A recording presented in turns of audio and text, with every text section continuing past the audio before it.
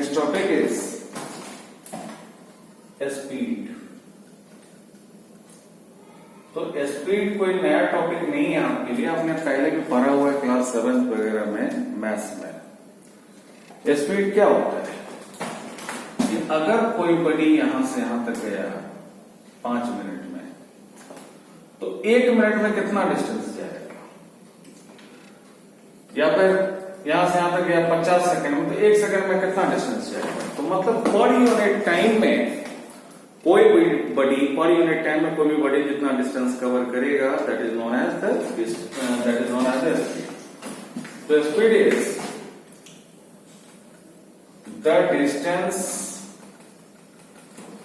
the distance covered by a body per unit time. The distance covered by a body per unit time is called the speed. और तो देखो speed equal to, अगर आप लिखेंगे तो speed equal to ये हो जाएगा डिस्टेंस बाई टाइम। स्पीड को हम लोग v से डिनोट करते हैं, और चूंकि डिस्टेंस स्केलर क्वांटिटी है तो स्पीड भी स्केलर क्वांटिटी है, ठीक है। तो speed equal to distance by time. अगर इसके एसआई यूनिट की आप बात करिए तो डिस्टेंस का SI unit metre by second, जिसको हम लोग ऐसे लिखते हैं ms-1 मीटर पर सेकेंड। अगर आप इसके सीजीएस यूनिट की बात करेंगे तो सेंटीमीटर पर सेकेंड, और भी बहुत सारे यूनिट हो सकता है, किलोमीटर पर आवर है, मीटर पर मिनट है, मतलब जो मर्जी हो वो हम यूज कर सकते हैं। But most of the questions हमें एसआई यूनिट के थ्रू देखना पड़ेगा और किलोमीटर पर आवर के थ्रू देखना पड़ेगा। वैसे क्लास 7 में ही आप लोगों ने पढ़ लिया होगा कि किलोमीटर पर आवर को मीटर पर सेकंड में कैसे कन्वर्ट करेंगे, मीटर पर सेकंड को किलोमीटर पर आवर में कैसे कन्वर्ट करेंगे, ये सब बातें। अब ये जो स्पीड है, ये 4 टाइप का स्पीड हम लोगों को पढ़ना है, ध्यान से देखिए। ये 4 टाइप का स्पीड हम लोगों को पढ़ना है।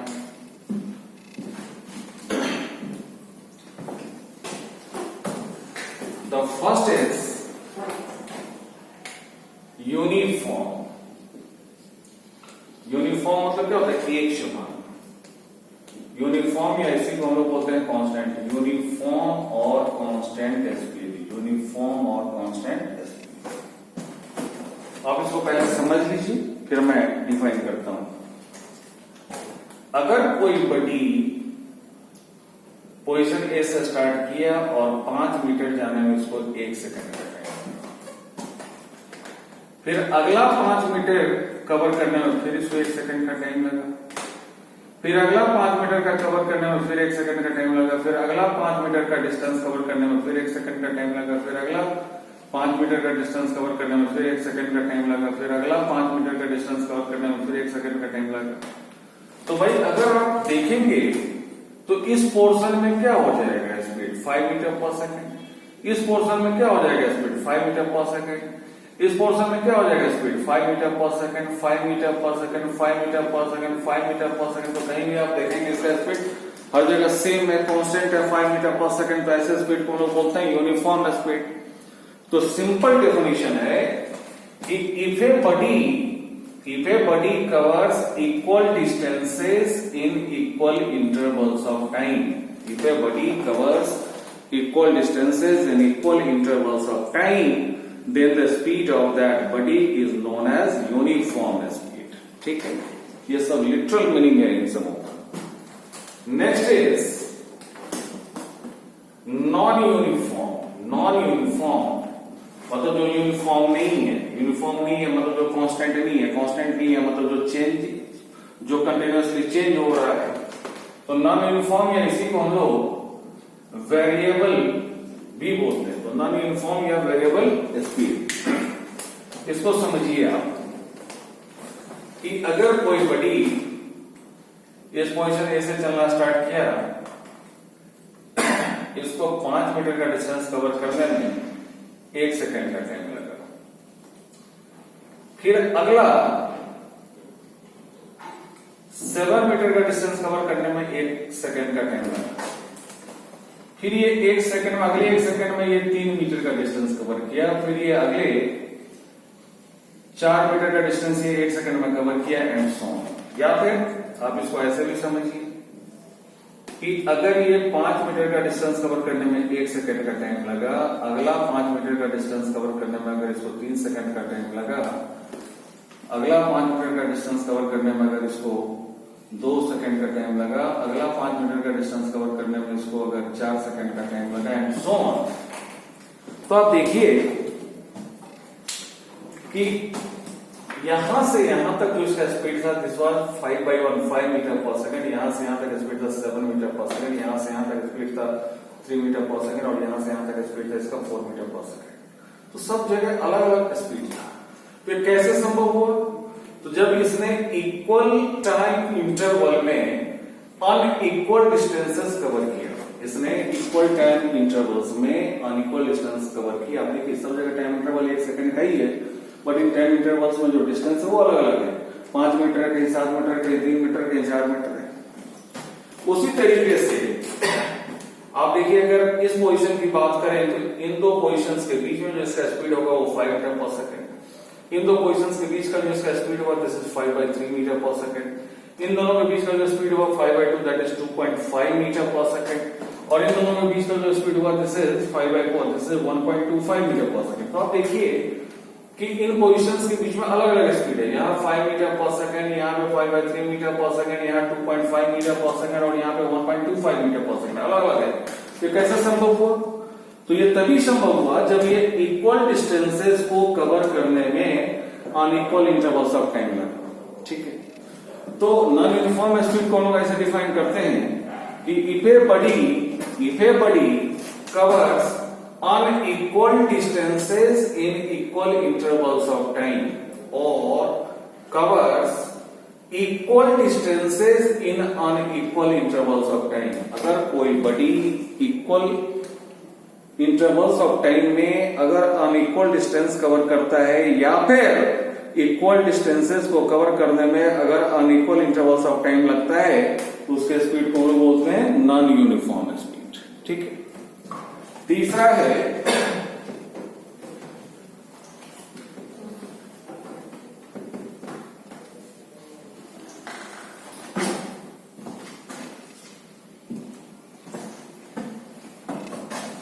थर्ड इज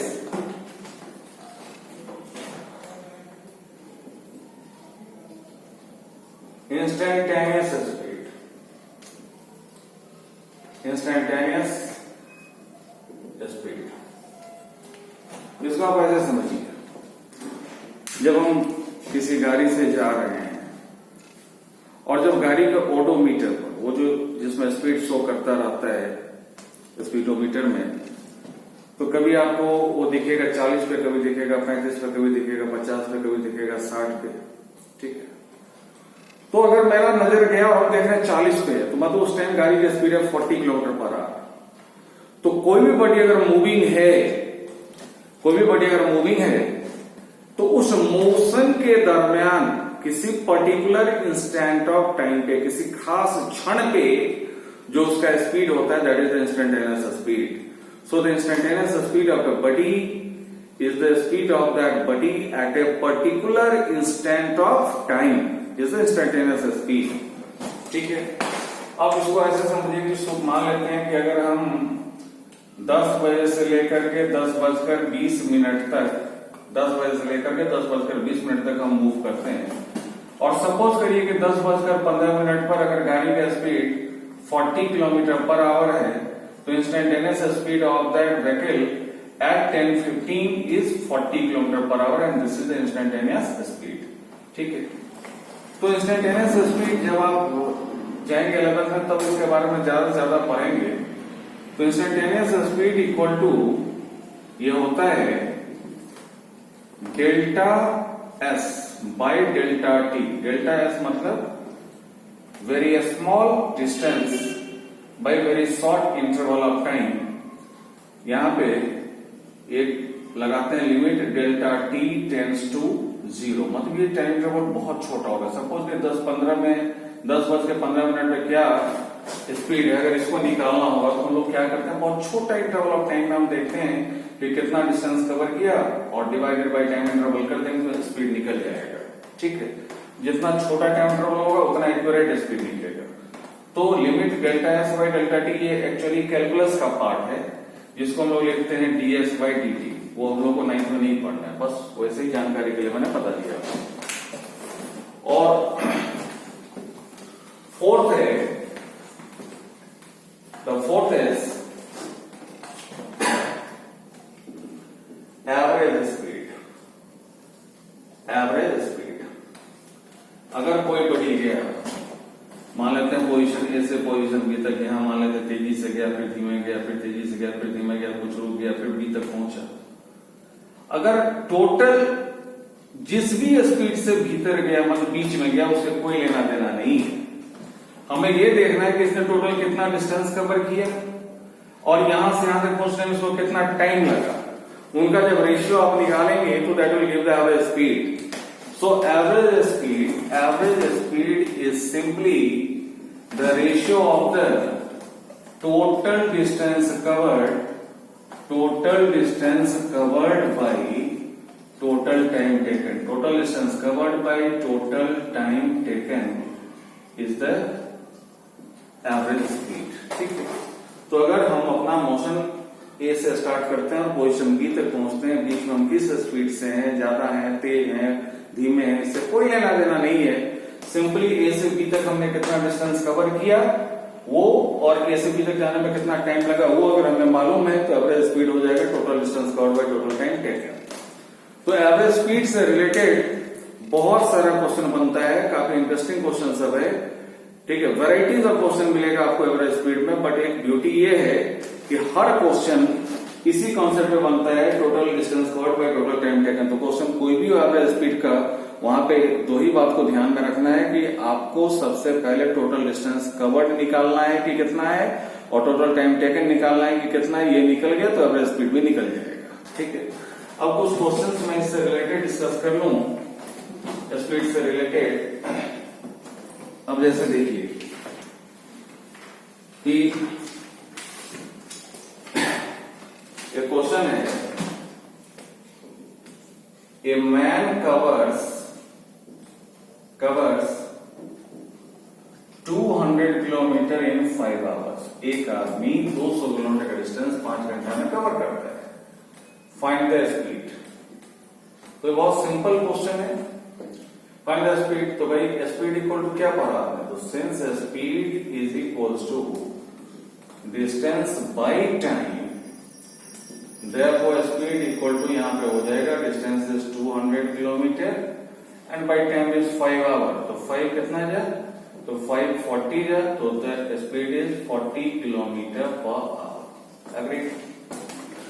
जैसे दूसरा क्वेश्चन है जो एवरेज स्पीड से रिलेटेड है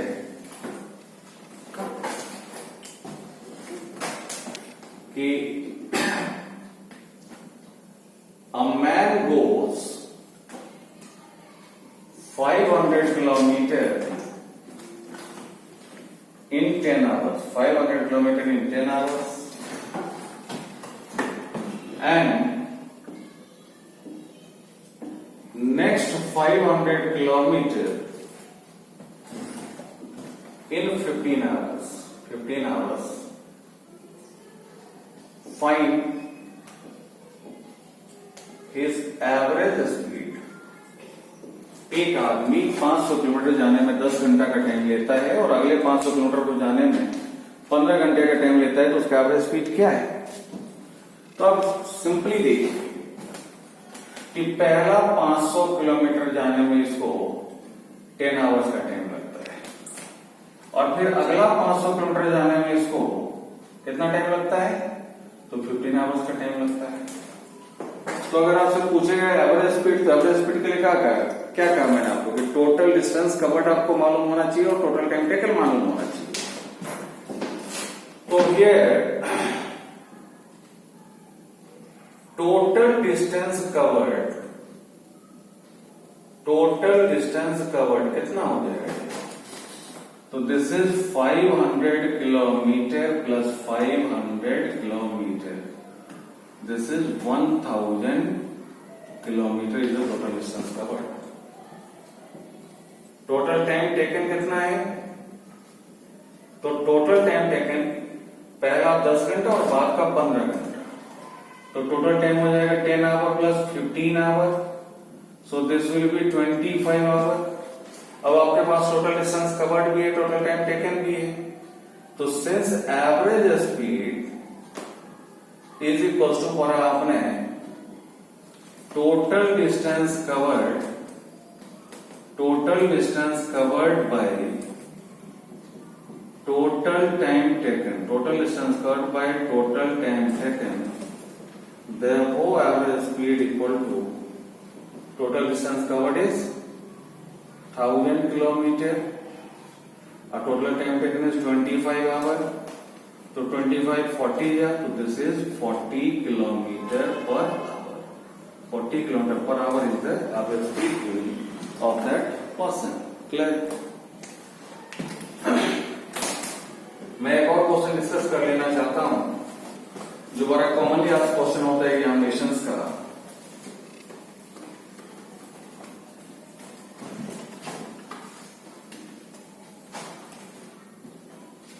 देखिए क्वेश्चन है आपका goes from place A to place B with a speed 40 km per hour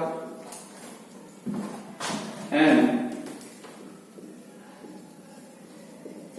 returns back with a speed 60 km per hour. Find the average speed of the car during the journey. उस यात्रा में बताइए कि car का average speed क्या है। Question है car goes from place A to place B with speed 40 km per hour and returns back with speed 60 km per hour, find average speed. तो मुझे बताइए इसमें ये दिया हुआ है कि भाई प्लेस ए से प्लेस बी तक कार गया, प्लेस ए से प्लेस बी तक कार गया और इस दरमियान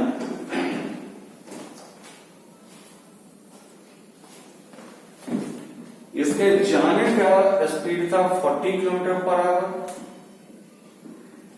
और रिटर्निंग स्पीड था 60 km पर आवर और हमें निकालना है एवरेज स्पीड। तो जाहिर सी बात है ना तो डिस्टेंस मालूम है ना टाइम मालूम है और एवरेज स्पीड का क्वेश्चन है तो हमको टोटल डिस्टेंस कवर्ड भी चाहिए, टोटल टाइम टेकन भी चाहिए। अब देखते हैं कैसे निकलेगा। तो सबसे पहले आप ए से बी का डिस्टेंस मान लीजिए x किलोमीटर, ठीक है। तो let the distance between the places A and B x kilometre मैंने मान लिया। तो देयरफॉर टोटल डिस्टेंस कवर्ड तो आप निकाल ही सकते हैं। तो टोटल डिस्टेंस कवर्ड कितना हो जाएगा? ये x किलोमीटर जाएगा और x किलोमीटर आएगा, तो total distance covered will be 2x kilometre, ठीक है। तो टोटल डिस्टेंस कवर्ड मिल गया हमको। अब टोटल टाइम टेकन निकालना है, तो टोटल टाइम टेकन कितना होगा? तो भाई आपने कभी पढ़ा कि distance equal to speed by time, sorry speed equal to distance by time. तो इसी से अगर आप निकालेंगे तो time equal to distance by speed हो जाएगा। तो ये गया 40 km पर आवर के स्पीड से और डिस्टेंस कवर किया x किलोमीटर, तो टाइम क्या होगा? डिस्टेंस बाय स्पीड, तो x kilometre by 40 km per hour, तो this will be x by 40 hour plus लौटा x किलोमीटर कितने स्पीड से? तो 60 km पर आवर के स्पीड से, तो this is x by 60 hour. तो जब आप इनको जोड़ेंगे तो 40 और 60 का एलसीएम कितना होएगा 120, तो this is 3x plus 2x, इतना होगा। So total time taken is 5x by 120 hour. 5 कितना जाए तो 524 जाए, तो this is x by 24 hour in the total time taken. अब आपके पास टोटल डिस्टेंस कवर्ड भी है और टोटल टाइम टेकन भी है, तो since average speed equal to क्या लिखते हैं हम, total distance covered by total time taken, total time taken. तो therefore average speed equal to total distance covered कितना है 2x किलोमीटर, अब बाय टोटल टाइम टेकन है x बाय 24 आवर। इनको अगर आप सिंगल फ्रैक्शन में चेंज करेंगे तो ये हो जाएगा 2x into 24 by x, x cancel, this will B 48 kilometre per hour. तो इसका एवरेज स्पीड हो जाएगा 48 किलोमीटर पर आवर। ठीक है, तो इस तरीके से हम निकालते हैं और रिलेटेड क्वेश्चंस मैं भेजता हूं, सारे क्वेश्चंस को बनाइएगा, जो भी प्रॉब्लम का पूछिएगा। नेक्स्ट क्लास मैथमेटिक्स का होगा। Okay, thank you.